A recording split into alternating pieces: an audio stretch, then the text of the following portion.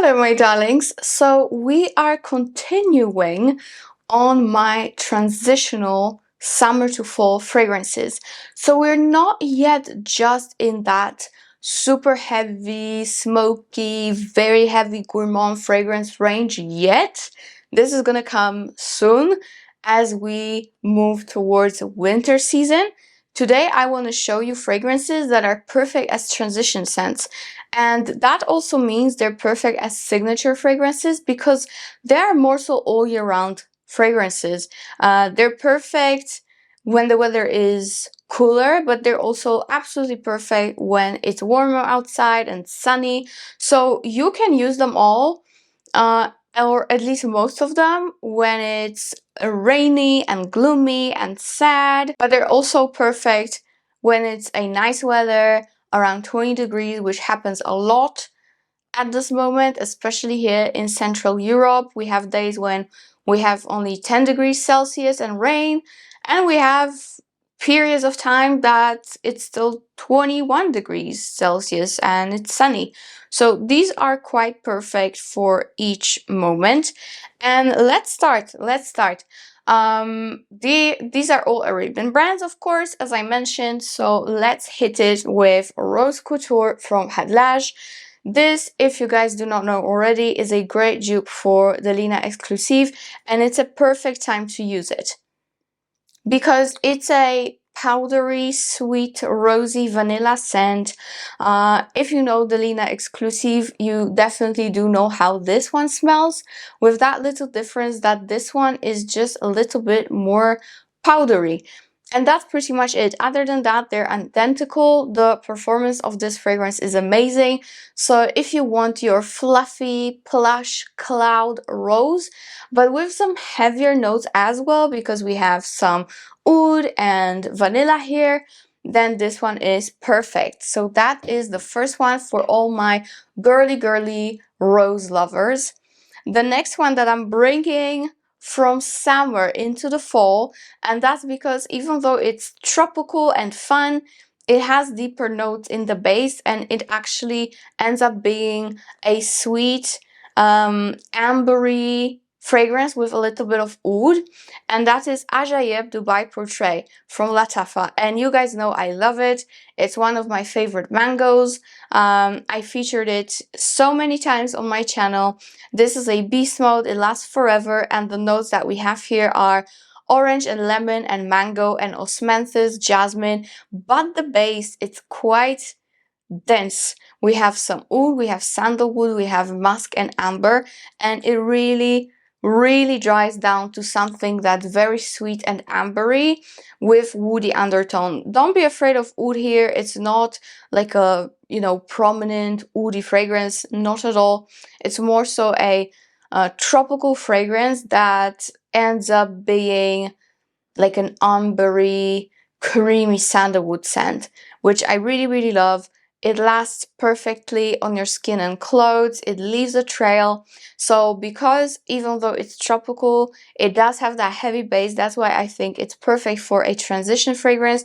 And of course, if you love mangoes and you want to keep them as long as possible until winter comes, then this is a perfect option. It's definitely the most deep leaning in the dry down comparing to other mango fragrances from Arabian brands that I have. So that's Ajayeb, very good fragrance, you guys know. And for me, it's also like a cross between Mango Skin from Wilhelm and Soleil de Jeddah and God of Fire. It's like a mix between all the popular mango fragrances. So I think you're finding the best of all the worlds in here, actually. All right, let's move on. I have a beautiful alternative to Burberry Hair, and that is Red Velvet. This to me screams transition. It's a perfect all year round fragrance, just like Rose Couture. It's a perfect all year round fragrance, but I feel like it's gonna shine so beautifully now when it's cooler outside, but you still do get those warmer days as well. So this one, as I said, it's a Burberry Hair clone. However, this one is way better. It's way less screechy musky. It's way more smooth, and it's actually more fluffy. and I really love it. I really truly love it more than the original. So here we have strawberry, orange, and red fruits, violet, orris, and jasmine, and it ends up with oak musk, vanilla, and musk, and it truly is nicer than Barbary hair. I'm sure you know how Barbary hair smells, so think of that, but way better and way more long lasting and way better projecting. So I highly recommend Maison Asrar Red Velvet, especially for the transition period. It's good for any occasion. If you like sweet, fruity, vanillic fragrances, then this is gonna be just perfect for you. Okie dokie. Now I have a beautiful rosy alternative to Guerlain La Petite Robe Noire, but this specifically is a dupe of La Petite Robe Noire Rose that's nowhere to be found, and this is Queen of Hearts from Fragrance World. It's perfect for transitional period. You get that beautiful, so familiar DNA of La Petite Robe Noire, but you have no licorice here. It's not as deep. It's definitely more fruity and more rosy and more uplifting. So in here you have sour cherry, some wild berries, almond, and bergamot. Then in the mid you have 5 types of roses, literally 5 types of roses.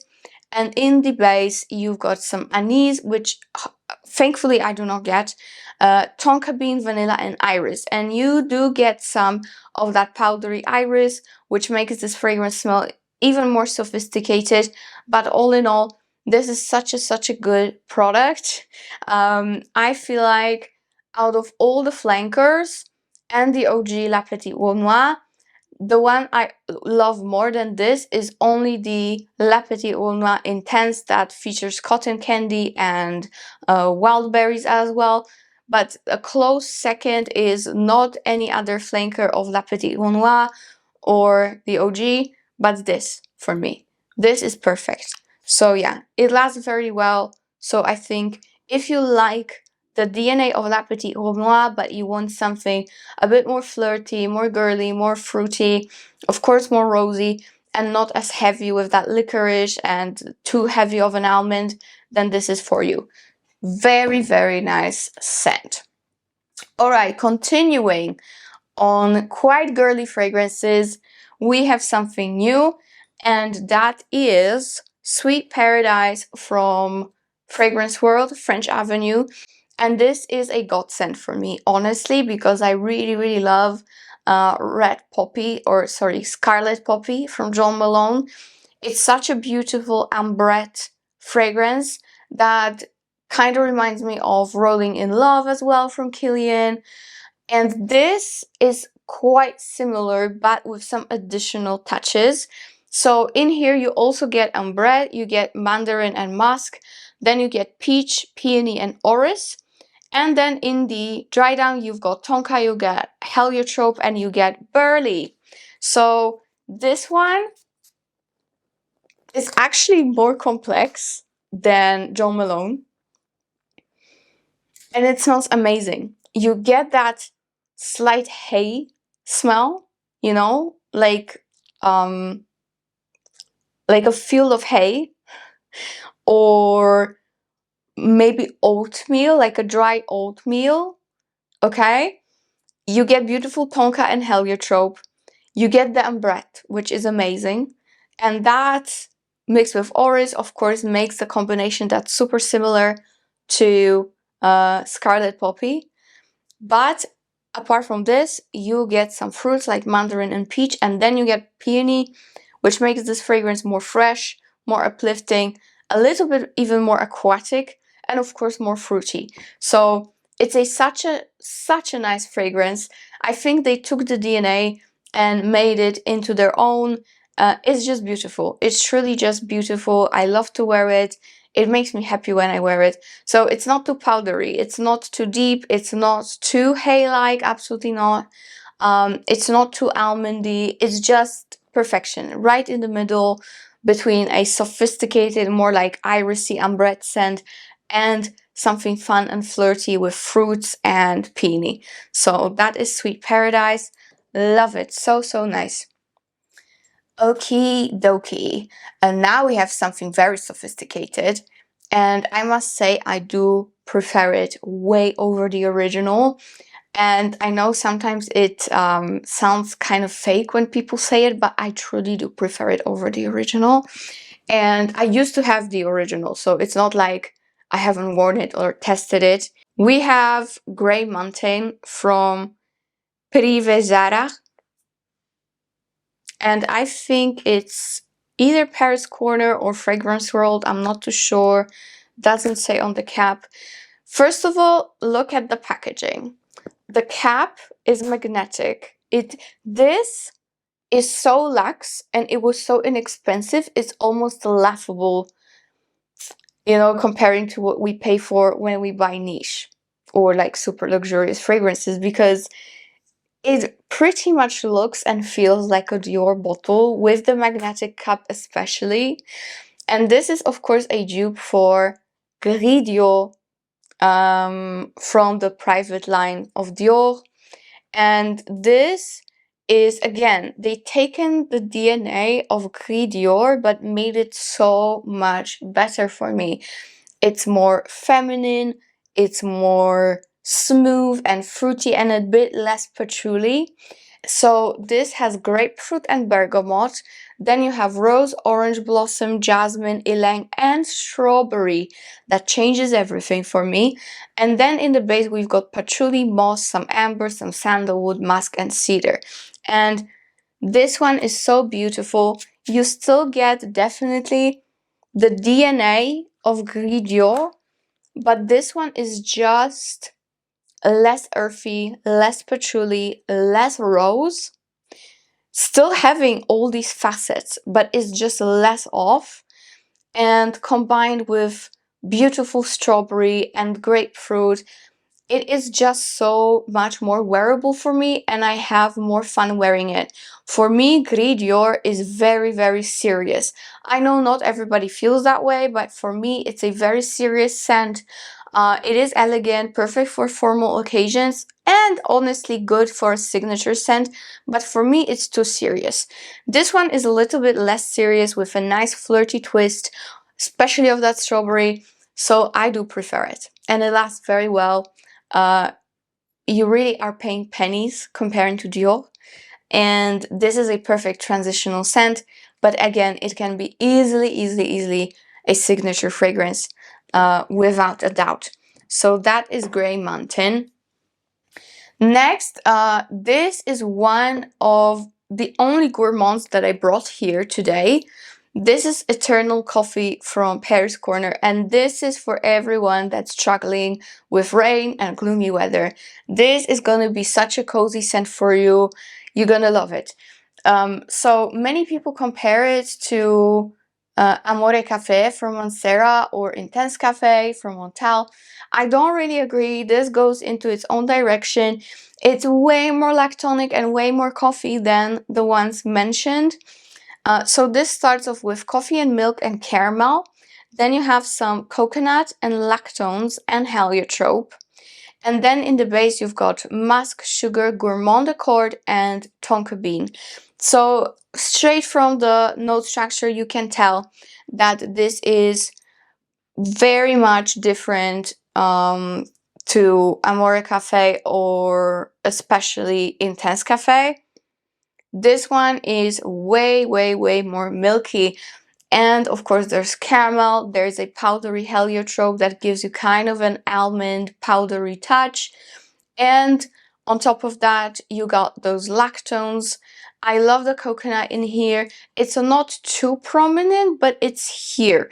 It's kind of like you're drinking a frothy latte with caramel and coconut syrups mixed together. This is how it smells. Yeah, exactly like it. A caramel, oh, a caramel latte, but you not only have a caramel syrup, you also have a coconut syrup here. And loads of milk. I love it. It's very sweet. It's so yummy. It's to die for, and it lasts very, very well. So Eternal Coffee, I wouldn't say it's a dupe for anything, to be honest. I think it's their own creation, because even if you compare it to other coffee scents, this is different. So I love Eternal Coffee. So for all those gloomy days that you just wish to stay home, or you know, evenings on the couch under the blankets, oh, Eternal Coffee is gonna be perfect, and you can expect a lot of compliments from it. So that is coffee. Next one that I have for you is something that, again, for me is better than the OG. Again, they took the DNA, and at first, I'm gonna be talking about Lattafa. At first, Lattafa did, I think, 2 or 3 dupes for Gris Charnel, which I think I have them all. Especially Liam Grey is one of the most, like, popular. But recently, they released this, and I hate the bottle. I'm gonna say it once again, I hate it. But the fragrance is the best. And that is Niche Emarati Antique. And this is, again, very much that Gris Charnel DNA, but made into a gourmand fragrance. This is cardamom fig, coconut, milk, black tea. Then you have iris, vetiver, and jasmine. And then in the base, you've got amber, sandalwood, tonka, caramel, and musk. So as you can see, the note structure is similar, but different. This one is way more gourmand. Oh yes, and I love it to bits. I love it to bits. You get very, very, very prominent Gris Charnel DNA, but think of Gris Charnel with added coconut, with added caramel. This is just to die for. This is just to die for. This is my favorite Gris Charnel. Not only dupe, but I do prefer it over the OG. The lasting power is amazing, and I think it's gonna suit any weather, whether it's cold and gloomy and raining, or it's a little bit warmer, it's sunny, and it's a perfect autumnal day in the park, let's say. This is perfect. Perfect, perfect. Great for office, great for dates, great for shopping, whatever. And it's also very elegant, that I have to admit as well. Okay, next I have a great Armani Rouge Malachite dupe. I feel like I pull out Rouge Malachite at this time of the year very often. I've had that fragrance for years, and this is a great alternative if you do not want to spend much money. So this is Prive Rouge from Emper, and this one has pink pepper, tuberose, jasmine zambac, ylang, benzoin, cashmere, and orange blossom. So it's not exactly the same note-wise, but what is amazing for me is that it doesn't have sage, and that's why I wear it more often than the actual Rouge Malachite that I have. Even though I should use up Rouge Malachite way sooner than this, I feel like I like this one more. It's just smoother and a bit sweeter, and it has a great lasting power, moderate projection. So if you are a fan of Rouge Malachite specifically, but also all those alien-like fragrances, then you're gonna love it. It's kind of a mix between Alien Fusion and Armani Rouge Malachite. So yeah, Emper, Prive Rouge, very, very nice. They have one fragrance that has the same bottle. It's the same thing. So doesn't matter which one you get. I think this is the old bottle, but I might be mistaken. But anyways, if you see it from Emper, get it. Okay, I have 2 more. Can you handle me? So I have a cherry, and this is a deeper cherry for sure, but it has so much gourmand facets that I think it's still a perfect transitional scent, though it's not too heavy. This is Paris Kona Ophidian Black Cherry, and I really, really like it. This one is cherry and raspberry, bergamot and woody notes in the top. Then you have praline, heliotrope, rose and oud in the mid. And in the base, you've got tonka, patchouli, and incense. So it is a little bit deep. It is a little bit woody, incensey, yes, for sure. But it also has a lot of gourmand facets, as I said. So it feels like a raspberry, cherry, vanilla cream, like a pudding, mixed with a little bit of rose, a little bit of oud, and a little bit of incense. I really, really love it. It's unique. Even though we have 200,000 cherries on the market, this one is actually unique. I really don't know what you could compare this to, because for me, again, it's still a unique take on a cherry. It leans gourmand, but it has depth. So if you like fragrances like this, then you're gonna love it. And just mind that it is quite sweet. Even though it is woody and incensey, it's also very, very sweet and quite creamy. So that's Ophidian Black Cherry. And last but definitely not least, we've got something that is a lighter, more wearable, less woody version of Angel's Share, and that is Enigma Deux from F.A. Paris. So I guess it is Fragrance World, French Avenue, am I right? This is so nice. This is super close to Angel's Share, but it doesn't have that strong woods in the beginning. Like, you're getting straight into slightly smoky, but very, very vanillic apple pie fragrance, and that's why I love it.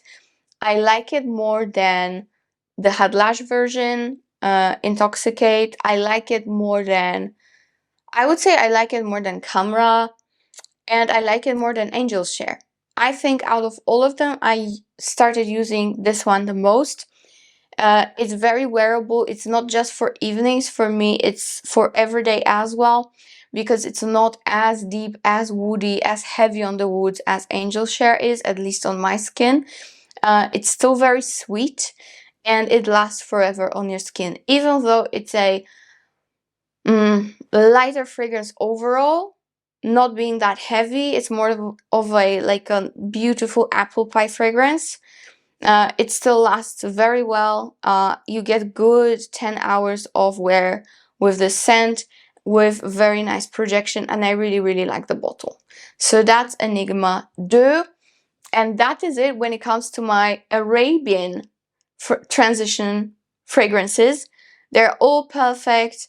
Honestly, almost all of them are perfect all year round, but because of they do have some heavier facets, they're gonna be absolutely amazing for the transitional period when you are already in the autumn season, but it's not like super cold yet, or you know, you still have that sun outside, if you get what I'm saying. Just transitional period. You understand, right? Okay, guys, this is it for today. I really hope you enjoyed it. This was a very highly requested video because previously I've done niche edition. So here's your Arabian edition, and we are gonna also have the designer edition of transitional fragrances. So that is it. Love you guys, and see you in my next one. Bye.